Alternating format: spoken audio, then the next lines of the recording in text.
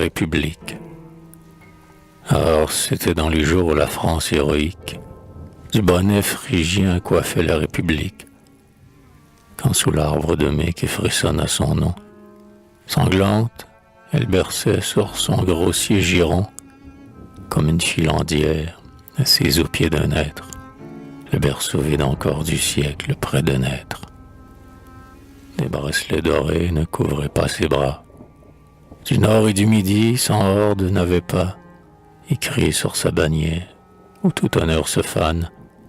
Voici des nations la grande courtisane, pour qui la veut goûter sa coupe se remplit, et pour un seul denier on achète son lit. Non, non, en ces temps-là ses fils, courbés à terre, ne penchaient pas si bas le front dans la poussière, ainsi qu'un vil troupeau dans un plus vil sillon qui n'ose pas mugir quand ils sont l'aiguillon. Le bœuf presse le bœuf, car sous son joug sonore, du fouet de l'étranger il se souvient encore. Tant de serres affranchies que la corvée au front, du doigt marqué hier d'un séculaire affront, n'avait pas renié la glèbe populaire. Tant de nobles bourgeois ne faisaient pas, naguère, sous le parfum de cuir, taillade à mercé, les preux, les douces pères et les Montmorency. La laine, en habit bleu par les mers cardées, cachait d'un noble cœur. La parole fardée, ne vous égorgez pas sous un masque imposteur. Un frère était un frère, une sœur une sœur. Sur ces deniers d'airain, pauvre et fier, la France, avec son glaive nu, gravait une balance. Ces peuples usuriers, vivants de fiction, ne marchandaient pas tant leur sens aux nations, quand l'honneur avait soif, et, lâche en leur vice, surtout n'accusaient pas, délateurs et complices, que leur serment vendu, et de leur peu de foi, un masque fait d'argile, un prénom, un roi.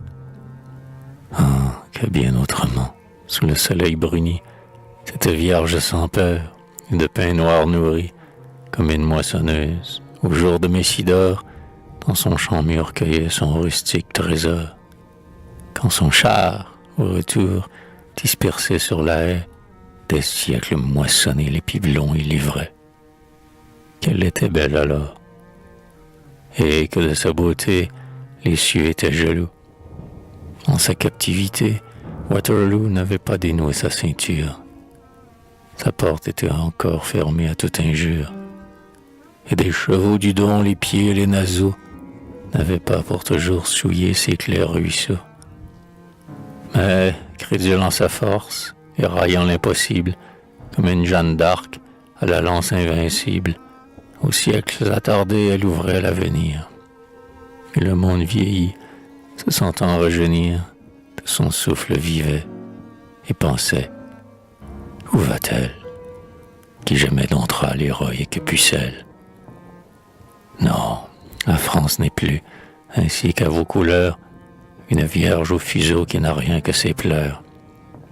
C'était plutôt un mur, vivante citadelle, un rempart de vaillance, une thèbe immortelle, aux 100 portes de bronze.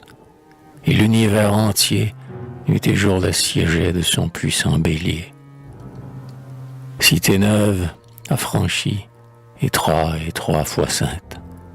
Populaire Sion, qui, dans sa forte enceinte, pour un monde nouveau faisant de nouveaux droits, au trône plébéien donnait des peuples rois, et qui des dieux tombés, que foulent leurs victimes, suspendait à son seuil les dépouilles opimes. Quand sa porte en criant s'entr'ouvrait sur les gonds, on en voyait sortir d'étranges bataillons, de bronze et de granit, tout souillés de poussière. Et partout où sa lance avait frappé la terre, surgissaient des soldats, comme après le semeur, l'épi sur son sillon attend le moissonneur. Mais, ainsi que l'épi sur son sillon fertile, les cœurs de ses enfants n'étaient pas faits d'argile. Ils s'appelaient Joubert, Dezay, Hoche, Marceau. Leurs longs cheveux jamais n'émoussaient le ciseau.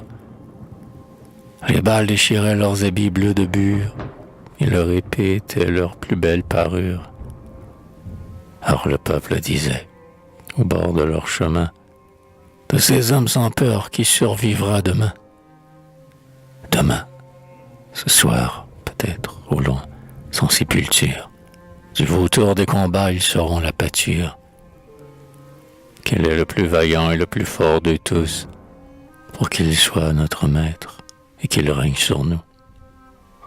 Car ils n'avaient pas vu, là-bas, dans le nuage, sur le haut Apennin, comme un pesant orage, passer un jeune Corse, aux cheveux noirs et plats, ainsi que des chevaux respirant les combats.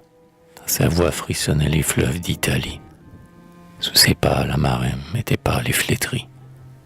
Les nations fuyaient devant lui sur leurs chars. Rome pleurait, disant « Est-ce toi, mon César ?»